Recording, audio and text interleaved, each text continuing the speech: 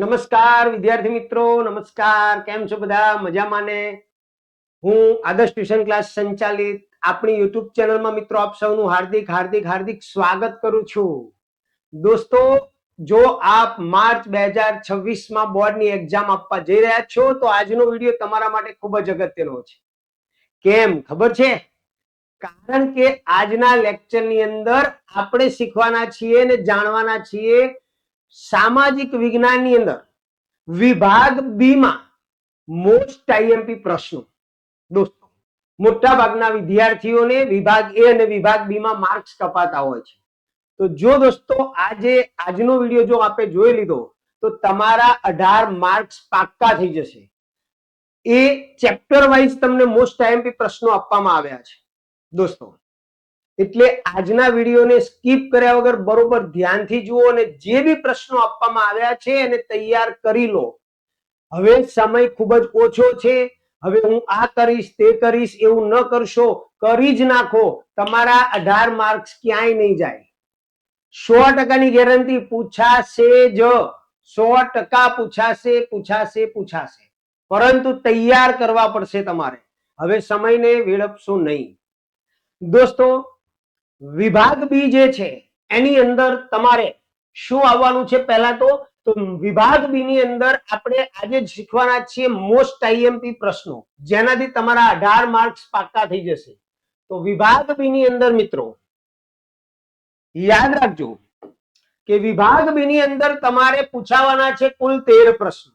કેટલા પ્રશ્નો દોસ્તો? 13 પ્રશ્નો. અને 13 પ્રશ્નોમાંથી તમારે લખવાના છે 9. 1 ના 2 ગુણ. તો એ પ્રમાણે તમારે 18 માર્ક્સનો આ વિભાગ બી છે. હવે એની અંદર 13 પ્રશ્નોમાંથી તમે કયા પાઠને ઓપ્શનમાં કાઢી શકો એની પણ આપણે આજે ચર્ચા કરીશું દોસ્તો. હવે જ્યારે તમે ઓપ્શનમાં કાઢવાની વાત કરો છો એવા સમયે તો જે પાઠ સહેલા છે એ પાઠના વધુમાં વધુ પ્રશ્નોની તૈયારી કરવી પડે. અને આપણે એવા જ પ્રશ્નોનું અહીંયા લિસ્ટ બનાવ્યું છે કે જેની અંદરથી તમારે ખૂબ જ સારી રીતે તૈયારી થઈ શકે. તો દોસ્તો 9 પ્રશ્નો તમારે લખવાના છે. હવે કયા કયા પાઠના લખવાના છે એની આપણે ચર્ચા કરીએ. તો અહીંયા તમારે વિભાગ બી ની અંદર ટોટલ આટલા પાઠની અંદરથી પ્રશ્નો પૂછાવાના છે. એમાં પાઠ નંબર 1 છે ભારતનો વારસો દોસ્તો. પહેલો પાઠ ભારતનો વારસો, જેમાંથી કેટલા પ્રશ્નો પૂછાવાના છે? 2 પ્રશ્નો પૂછાવાના છે જનરલ ઓપ્શન સાથે, એટલે આપણે એનો જ ઉપયોગ કરવાનો છે. ત્યાર પછી બીજો પાઠ છે ભારતનો સાંસ્કૃતિક વારસો, પરંપરાઓ, હસ્ત અને લલિત કળા. એની અંદરથી કેટલા પ્રશ્નો પૂછાવાના છે? તો દોસ્તો 2 પ્રશ્નો પૂછાવાના છે. ધ્યાન રાખજો, 2 પ્રશ્નો. ત્યાર પછીનો પાઠ છે છઠ્ઠો પાઠ, જેનું નામ છે ભારતના સાંસ્કૃતિક વારસાના સ્થળો. એમાંથી પણ કેટલા પ્રશ્નો પૂછાવાના છે? 2 પ્રશ્નો પૂછાવાના છે. ત્યાર પછી 9મો પાઠ વન અને વન્યજીવ સંસાધન, જેમાંથી 1 પ્રશ્ન પૂછાવાનો છે. 12મો પાઠ ભારત ખનિજ શક્તિ સંસાધન, જેની અંદરથી 2 પ્રશ્નો પૂછાવાના છે. ઉત્પાદન ઉદ્યોગો 13 નંબરનો પાઠ, જેમાંથી પણ 2 પ્રશ્નો પૂછાવાના છે. અને ભારતની સામાજિક સમસ્યાઓ અને પડકારો, એમાંથી પણ 2 પ્રશ્નો પૂછાવાના છે. હવે તમે ટોટલ મારો તો 2 2 4 2 6 7 7 ને 2 9 9 2 11 ને 2 13, કમ્પ્લીટ 13 પ્રશ્નો તમારે પૂછાશે. એમાંથી તમારે લખવાના છે વાલા મિત્રો 9. હવે તમને આની અંદરથી કયો પાઠ સહેલો છે અથવા તો તમને કયો સહેલો પડે છે એના ઉપર ફોકસ કરો અને એ પાઠ પાછળ મચી પડો અને એના અહીંયા જે મોસ્ટ આઈએમપી પ્રશ્નો આપવામાં આવ્યા છે એને તૈયાર કરી નાખો. બસ 18 માર્ક્સ તમારા ક્લિયર, કોઈ કાપી નહીં શકે. હવે મારી દ્રષ્ટિએ જો હું વાત કરું પર્સનલ, તો પહેલો, બીજો, છઠ્ઠો આ 3 પાઠ ઇતિહાસના છે, બહુ ઈઝી છે, એ તમારે કરી લેવા જોઈએ. અને એમાંથી આપણને કેટલા મળે? 2 2 4 ને 2 6 પ્રશ્નો મળે. ઓકે, આપણે લખવાના છે 9 ગણતરીથી જ, તો 6 પ્રશ્નો મળે. વન અને વન્યજીવ સંસાધનમાંથી 1 પ્રશ્ન મળે, એટલે 7 થયા. આ પણ સહેલો જ પાઠ છે. ત્યાર પછી તમને અહીંયા જે 3 પ્રશ્નો છે એમાં મોટા ભાગના સામાજિક સમસ્યાઓ અને પડકારોમાં તકલીફ પડતી હોય છે 20મા પાઠમાં. તો દોસ્તો ખનિજ અને શક્તિ સંસાધન જે વિજ્ઞાનને લગતો પાઠ છે, જુદી જુદી ધાતુના ઉપયોગો અને પ્રાપ્તિ સ્થાનો એવું જ બધું આવે છે. તો મારી દ્રષ્ટિએ એ કરી લેવાય. બરોબર? તો એ રીતે આ તો મેં મારો પર્સનલ વ્યૂ બતાવ્યો. તમને જે પાઠ સહેલા પડતા હોય એ પાઠ તમારે તૈયાર કરવાના છે દોસ્તો. તો શરૂઆત કરીએ મોસ્ટ આઈએમપી પ્રશ્નોની. ચાલો ત્યારે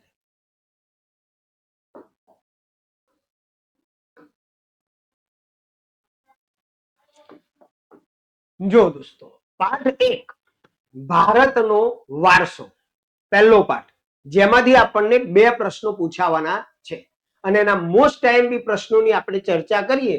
તો અહીંયા દોસ્તો, જ્યારે આપણે ઓપ્શનમાં કોઈ પાઠ કાઢવાના હોય ત્યારે રિસ્ક ન લેવાય. ઘણા 2-5 પ્રશ્નો આપી દે અને એમ કે આ મોસ્ટ આઈએમપી છે, પણ દોસ્તો એ 2-5 પ્રશ્નો કર્યા પછી કદાચ બોર્ડમાં ન પૂછાયું તો, એટલે આપણે સારામાં સારા ભૂતકાળમાં બોર્ડની અંદર પૂછાયેલા પ્રશ્નો એની આપણે ખાસ ચર્ચા કરી છે. ઘણા વિદ્યાર્થીઓને લાગશે કે સર બહુ પ્રશ્નો આપ્યા છે, પણ દોસ્તો જ્યારે તમારા પાસે 18 માર્ક્સ ની વાત હોય ત્યારે એમાં રિસ્ક લેવાય નહીં. અને મેં બહુ જ ખૂબ જ સરસ રીતે પ્રશ્નોની છણાવટ કરેલી છે. તો પહેલો પ્રશ્ન અહીંયા મોસ્ટ આઈએમપી પ્રશ્નમાં છે કે સંસ્કૃતિના સંદર્ભમાં ભારતનો પરિચય આપો. દોસ્તો ઘણા વિદ્યાર્થીઓ આ પ્રશ્નમાં કન્ફ્યુઝ થતા હોય છે, ધ્યાન રાખજો. સંસ્કૃતિના સંદર્ભમાં ભારતનો પરિચય આપો. અને બીજો પ્રશ્ન છે દોસ્તો, સંસ્કૃતિ એટલે શું સમજાવો. બંને પ્રશ્નો અલગ છે, ધ્યાન રાખજો. ત્યાર પછી ત્રીજો પ્રશ્ન છે દોસ્તો, ભારતના સાંસ્કૃતિક વારસા અને પ્રાકૃતિક વારસાનો તફાવત આપો. સાંસ્કૃતિક વારસો અને પ્રાકૃતિક વારસાની સિમ્પલ વ્યાખ્યા, એમાં કઈ કઈ બાબતોનો સમાવેશ થાય છે, ઉદાહરણ, એટલે એકદમ ઈઝી છે. પ્રાકૃતિક વારસો એ પ્રકૃતિ તરફથી મળેલી ભેટ છે, સાંસ્કૃતિક વારસો એ માનવ સર્જિત છે. ત્યાર પછીનો ચોથો પ્રશ્ન, નદીને લોકમાતા કહેવામાં આવે છે, સમજાવો અથવા નદીનું મહત્વ. નદીને લોકમાતા તરીકે પૂજવામાં આવે છે, તો અહીંયા તમારો આ પણ ખૂબ જ અગત્યનો પ્રશ્ન છે. ત્યાર પછી ઓસ્ટ્રેલોઇડ પ્રજાનો પરિચય આપો. ઓસ્ટ્રેલોઇડ પ્રજાનો પરિચય આપો, અથવા તો આવું ટાઇટલ પણ આવે કે અગ્નિ એશિયામાંથી ભારતમાં આવેલી પ્રાચીન પ્રજાનો પરિચય આપો. બરોબર ધ્યાન રાખજો. ત્યાર પછી મોંગોલોઇડ પ્રજાનો પરિચય આપો. એ પછીની વાત કરીએ આપણે 7 નંબરનો પ્રશ્ન, તો જેમાં સાંસ્કૃતિક વારસો એટલે શું, તેમાં કઈ કઈ બાબતોનો સમાવેશ થાય છે. દોસ્તો બહુ જ ઈઝી છે, એકદમ સહેલો છે. નેગ્રીટો પ્રજા વિશે માહિતી આપો અથવા હપ્સી પ્રજા વિશે માહિતી આપો. ક્યાંથી આવ્યા, ભારતમાં કયા માર્ગે આવ્યા, એમની અંદર શું સ્કિલ હતી, બરોબર, દેખાવ કેવો હતો, ઈઝી છે. ત્યાર પછી ભારતીય વારસાના જતન અને સંરક્ષણ અંગે આપણી બંધારણીય ફરજો જણાવો. બરોબર તૈયાર કરી લેજો દોસ્તો, આ અગત્યનો પ્રશ્ન છે. ત્યાર પછી પ્રાકૃતિક વારસાનો અર્થ સમજાવી તેમાં સમાવેશ થતી બાબતો જણાવો. દોસ્તો તફાવત આગળ આવી ગયો, પ્રાકૃતિક વારસો અને સાંસ્કૃતિક વારસો, એમાંથી જ આનો જવાબ મળી જાય. તમારે પ્રાકૃતિક વારસાની વ્યાખ્યા લખવાની છે અને એની અંદર કઈ કઈ બાબતોનો સમાવેશ થાય છે એ લખવાનું છે. એટલે પ્રશ્નો એ રીતે જ આપણે બનાવ્યા છે. ત્યાર પછી ભારતની પ્રજા આદિકાળથી પર્યાવરણ પ્રેમી રહી છે, સમજાવો. એના પછીનો અગત્યનો પ્રશ્ન છે, ભારતના ભવ્ય વારસાના નિર્માણ અને ઘડતરમાં કોણે કોણે મહત્વનો ભાગ ભજવ્યો. ઋષિ મુનિઓ, વિદૂષકો, બરોબર, એ બધા નામ તમારે લખવાના છે. ત્યાર પછી ભારતની પ્રાચીનતમ પ્રજા તરીકે આર્યોનો પરિચય આપો. દોસ્તો આર્યોનો પરિચય તૈયાર કરી લેજો, આપી અગત્યનો પ્રશ્ન છે. આર્યોનો પરિચય અથવા દ્રવિડ પ્રજા, આમાં મેં મૂક્યો નથી, પણ આર્ય અથવા દ્રવિડ પ્રજા એ બહુ જ અગત્યનો પ્રશ્ન છે. ત્યાર પછી પ્રાચીન ભારતમાં આવેલી વિદેશી પ્રજાનું ભારતીયકરણ કેવી રીતે થયું. અને લાસ્ટ, ભારત માટે હિમાલયનું મહત્વ ઘણું જ છે, આ વિધાન સમજાવો. દોસ્તો ઘણા પ્રશ્નો તમને વધારે લાગશે, પણ આની બાર એક પ્રશ્ન આવશે પણ નહીં, એ ગેરંટી. તો દોસ્તો 15 પ્રશ્નો આપણે પાઠ 1 ની અંદરથી લીધા છે, કારણ કે આપણે અમુક પાઠને ઓપ્શનમાં કાઢવાના છે અને એટલા માટે કોઈ પણ પાઠમાં રિસ્ક ન લેવાય, કારણ કે આપણે ઓપ્શનમાં કાઢવાનું છે ને એટલે. તો ધ્યાન રાખજો. અહીંયા તમારા પહેલા પાઠના મોસ્ટ આઈએમપી પ્રશ્નો પૂરા થયા. હવે આપણે વાત કરીશું બીજા પાઠના મોસ્ટ આઈએમપી પ્રશ્નો, જેમાં બીજો પાઠ છે ભારતનો સાંસ્કૃતિક વારસો, પરંપરાઓ, હસ્ત અને લલિત કલા. દોસ્તો આમાંથી પણ બે પ્રશ્નો પૂછાવાના છે અને બે પ્રશ્નો પૂછાવાના હોય ત્યારે આપણે રિસ્ક ન લેવાય. તો એના અગત્યના પ્રશ્નોની ચર્ચા કરીએ દોસ્તો. તો પહેલો જ પ્રશ્ન છે, પાટણના પટોળા વિશે ટૂંકમાં માહિતી આપો. પાટણના પટોળા વિશે ટૂંકમાં માહિતી આપો. 850 વર્ષ જૂની કળા છે દોસ્તો. ત્યાર પછી માનવ જીવન અને માટી વચ્ચે ઘણો પ્રાચીન સંબંધ છે, સમજાવો. માનવ જીવન અને માટી વચ્ચે. ત્યાર પછી ત્રીજો પ્રશ્ન ખૂબ જ સરસ રીતે બનાયેલો છે કે રંગલો અને રંગલી જેવા પાત્રો જે કલામાં પોતાની વિષય વસ્તુ સમજાવે છે તે કલાનો પરિચય આપો. અથવા આવા ટાઇટલમાં પણ આવે કે લોક શિક્ષણ સાથે મનોરંજન પીરસતી કલાનો પરિચય આપો. તો આ રીતે તમારે ગમે તે ટાઇટલમાં આવી શકે. ત્યાર પછી ચોથો અગત્યનો પ્રશ્ન છે, ચર્મકામ એ ભારતની જૂની કારીગરી છે, વિધાન સમજાવો. મતલબ ચર્મકામ કલા વિશે સમજાવવાનું છે દોસ્તો. ટાઇટલ ગમે તે આવે, ચર્મકામ વિશે. ત્યાર પછી નાટ્ય કલા એ સમાજ જીવનને પ્રતિબિંબિત કરે છે, વિધાન સમજાવો. ત્યાર પછીનો પ્રશ્ન છે, ભારતની એક કલા તરીકે અકીક કલાનો પરિચય આપો. અકીક કલા, ખંભાતમાંથી અકીકના પથ્થર મળે દોસ્તો, તો અકીક કલાનો પરિચય આપો. ત્યાર પછીનો સાતમો અગત્યનો પ્રશ્ન છે, ભારતની એક કલા તરીકે હાથ વણાટ કલાનો પરિચય આપો. આઠમો પ્રશ્ન છે, સંગીતના મુખ્ય 3 ગ્રંથો વિશે માહિતી આપો. દોસ્તો સંગીત રત્નાકર, સંગીત પારિજાત યાદ છે ને, એને અલગ અલગ રીતે પણ પૂછે કે સંગીત રત્નાકરનો પરિચય આપો, સંગીત પારિજાતનો પરિચય આપો, સંગીત મકરંદનો પરિચય આપો, બરોબર. અથવા 3 ગ્રંથો વિશે માહિતી પણ પૂછી શકે. ત્યાર પછીની વાત આપણે કરીએ તો એની અંદર 9મો નંબર છે, સીડીઓના ધમાલ નૃત્યનો પરિચય આપો. 10 નંબરનો અગત્યનો પ્રશ્ન છે, કથકલી નૃત્ય વિશે સમજાવો. 11 નંબરનો પ્રશ્ન છે, ભારતની એક પ્રાચીન વિદ્યા તરીકે ધાતુ કામ વિદ્યાનો પરિચય આપો. ભારતની એક પ્રાચીન કલા તરીકે ચિત્રકલાનો પરિચય આપો. ભારતની એક પ્રાચીન કલા તરીકે કાષ્ઠકલાનો પરિચય આપો. અને ભારતની એક પ્રાચીન કલા તરીકે ભરત ગૂંથણ કલાનો પરિચય આપો. દોસ્તો તો અહીંયા તમારા 14 પ્રશ્નો છે વિભાગ બી માં ચેપ્ટર નંબર 2 ના. પ્રશ્નો 14 છે પણ તમે તૈયારી કરશો બહુ નાના નાના છે. કેટલું લખવું, તમને કદાચ એવું થાય કે 2 ગુણમાં કેટલું લખવું દોસ્તો, તો 5 થી 6 મુદ્દા. પણ પ્રશ્ન જે પૂછ્યો હોય એના અનુસંધાનમાં લખવાનું છે, વધારાનું નહીં. તો તમને 100% પૂરેપૂરા માર્ક્સ મળી શકે. આમ તો 4 મુદ્દા લખો તો પણ ચાલે, પણ મિનિમમ 5 થી 6 મુદ્દા તમારે લખવાના આવે. ચાલો ત્યારે આગળ જઈએ.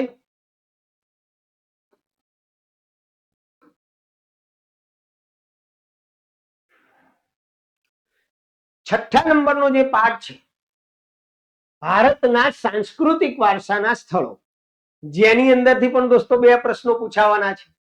તો એને પણ અગત્યનો જ પાઠ કહેવાય, એટલે બરોબર તૈયારી કરવાની. તો પાઠ 6 જે છે એના અગત્યના પ્રશ્નમાં પહેલો જ પ્રશ્ન છે, કોણાર્કના સૂર્ય મંદિર વિશે માહિતી આપો. કોણાર્કના સૂર્ય મંદિર વિશે માહિતી આપો. ત્યાર પછી પ્રાચીન સમયથી ભારત તીર્થભૂમિ રહ્યું છે, સમજાવો. ત્રીજો અગત્યનો પ્રશ્ન છે, ઇલોરાની ગુફાની માહિતી આપો. 4 નંબરનો પ્રશ્ન છે, ખજુરાહોના મંદિરોનો પરિચય આપો. એટલે કે ખજુરાહોના મંદિરો વિશે માહિતી આપવાની છે. પટ્ટદકલ વિશે માહિતી આપો. અમદાવાદમાં આવેલા સાંસ્કૃતિક વારસાના સ્થળોની યાદી બનાવો. યાદ રાખજો, પૂછાય એવો પ્રશ્ન છે. ફતેપુર સિકરી વિશે માહિતી આપો. 8મા નંબરનો પ્રશ્ન છે, ગોવાના દેવળો વિશે માહિતી આપો. ત્યાર પછી દોસ્તો ચાંપાનેરનો પરિચય આપો. એલિફન્ટાની ગુફા વિશે માહિતી આપો. બૃહદેશ્વર મંદિરનો પરિચય આપો. કુતુબ મિનારનો પરિચય આપો. સાંસ્કૃતિક વારસાના ભાગરૂપે ભારતના જે સ્મારકને ₹500 ની નવી ચલણી નોટમાં સ્થાન મળેલ છે, જોઈ લેજો 500 ની નવી ચલણી નોટ, અને એની અંદર કયું સ્થાપત્ય આપણને આપેલું છે, તો એનો પરિચય આપો. તો દોસ્તો આ હતા તમારા 13 છઠ્ઠા પાઠના પ્રશ્નો. આમ પહેલો, બીજો અને છઠ્ઠો પાઠ, એમાંથી તમને ટોટલ 2 ગુણના 6 પ્રશ્નો મળી રહેશે દોસ્તો. હવે વાહે શોધવાના કેટલા રહ્યા તમારે? 3. એના માટે તો ઘણા બધા પાઠ પડ્યા છે. તમને જે ગમતો આ 3 પાઠ રેડી કરજો, એટલે જ મેં વધારે પ્રશ્નો મૂક્યા છે.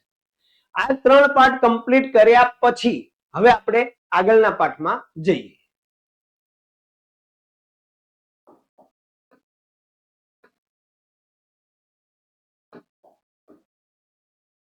તો દોસ્તો આગળનો અગત્યનો પાઠ છે વન અને વન્ય જીવન સંસાધન, જેમાંથી એક પ્રશ્ન પૂછાવાનો છે. બરોબર. અને એના અગત્યના પ્રશ્નોની આપણે ચર્ચા કરીએ તો નિર્વનીકરણ એટલે કે જંગલ વિનાશની અસરો જણાવો. ત્યાર પછી વન્યજીવ વિનાશના કારણો જણાવો દોસ્તો. વન્યજીવ જંગલી પ્રાણીઓના વિનાશના કારણો જણાવો. અભયારણ્ય અને રાષ્ટ્રીય ઉદ્યાન એટલે શું? અભયારણ્ય અને રાષ્ટ્રીય ઉદ્યાન એટલે શું? વન સંરક્ષણના ઉપાયો જણાવો. જૈવ આરક્ષિત ક્ષેત્ર એટલે શું? અગત્યનો બોર્ડની અંદર પૂછાય એવો પ્રશ્ન છે દોસ્તો.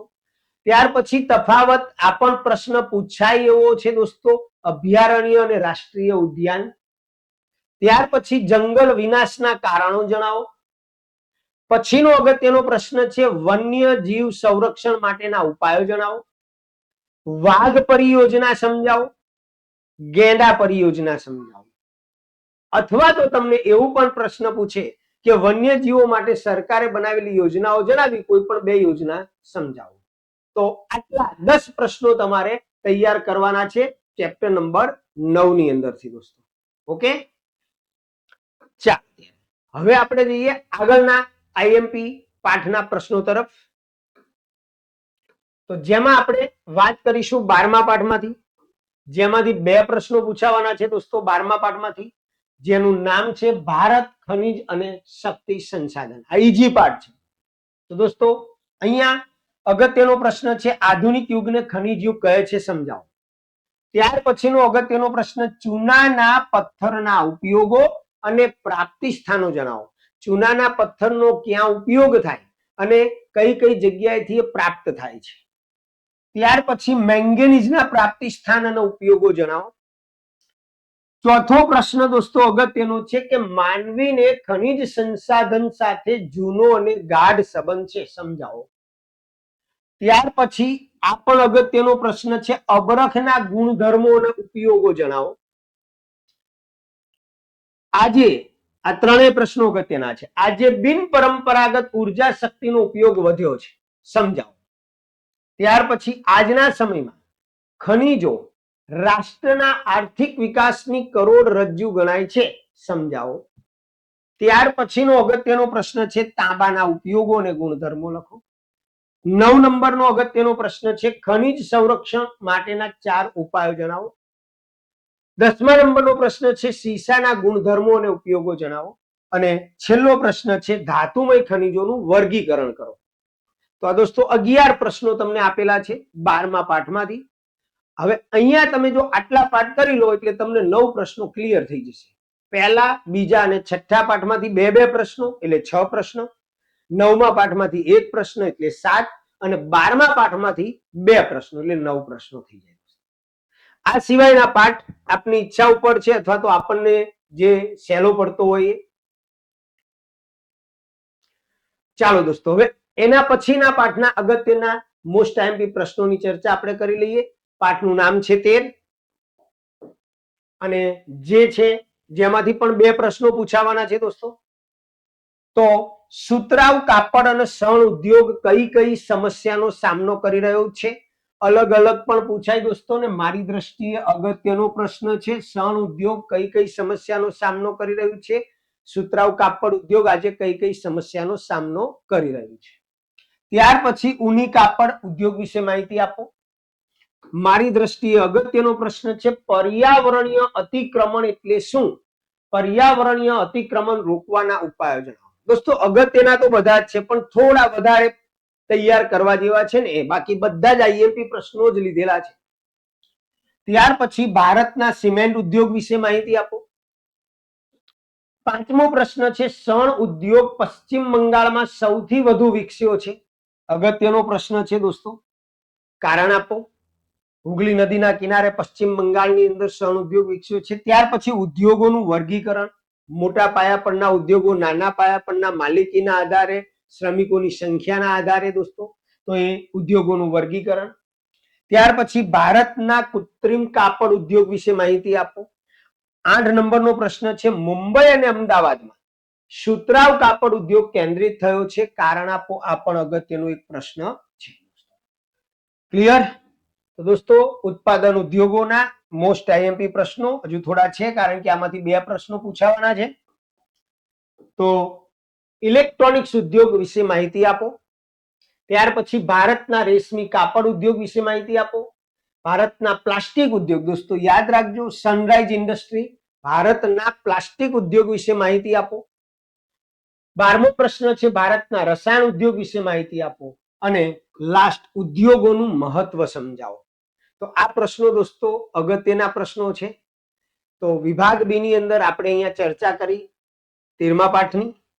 હવે આગળની ચર્ચા કરીશું છેલ્લો પાઠ 20મો પાઠ, જેમાંથી મેં બહુ જ ઓછા પ્રશ્નો કાઢેલા છે, પૂછાવાના છે. એમાંથી પણ 2, પણ મારી દ્રષ્ટિએ ખૂબ જ આઈએમપી પ્રશ્નો જે છે એ પ્રશ્નો. જેમાં પહેલો પ્રશ્ન છે આતંકવાદ એક વૈશ્વિક સમસ્યા, કારણ કે આના વિશે 100% પૂછાઈ શકે. આતંકવાદની સામાજિક અસરો અને આતંકવાદની આર્થિક અસરો. 4થા નંબરનું અંદર તફાવત આતંકવાદ અને બળવાખોરી. અને 5મા નંબરનો પ્રશ્ન છે કેવી વિચારધારા સમાજને વિભાજન તરફ દોરી જાય છે. તો આ 5 પ્રશ્નો તમારે કરવાના છે. તો હવે દોસ્તો અહીંયા મેં તમને પ્રશ્નોનું લિસ્ટ આપી દીધું, તૈયાર તમારે કરવાના છે. હવે જો કરશો તો તમને 18 માર્ક્સ પાક્કા મળશે, નહીતર નહીં. કારણ કે હવે સમય ઓછો છે અને હવે કોઈ પણ આ કરું તે કરું એવું કરવા નથી.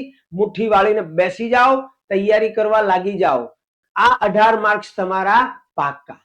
દોસ્તો આપને અમારું કામ ગમે તો વિડીયોને લાઈક અને શેર જરૂર કરજો. અને આપ અમારી ચેનલ પર નવા હોવ તો વિડીયોને સબસ્ક્રાઇબ કરી લેજો, જેથી નવા બનનાર તમામ લેટેસ્ટ વિડીયોની નોટિફિકેશન આપને ઝડપથી મળે. દોસ્તો જેટલી વધુ લાઈક, આના પછી તરત જ આપણે વિભાગ સી ના મોસ્ટ આઈએમપી પ્રશ્નોની ચર્ચા કરવાના છીએ નેક્સ્ટ વિડીયોની અંદર. તો તૈયાર રહેજો અને ચેનલને સબસ્ક્રાઇબ કરી લેજો. ચાલો ત્યારે મળીશું નેક્સ્ટ વિડીયોમાં. ત્યાં સુધી આવજો. જય સ્વામિનારાયણ.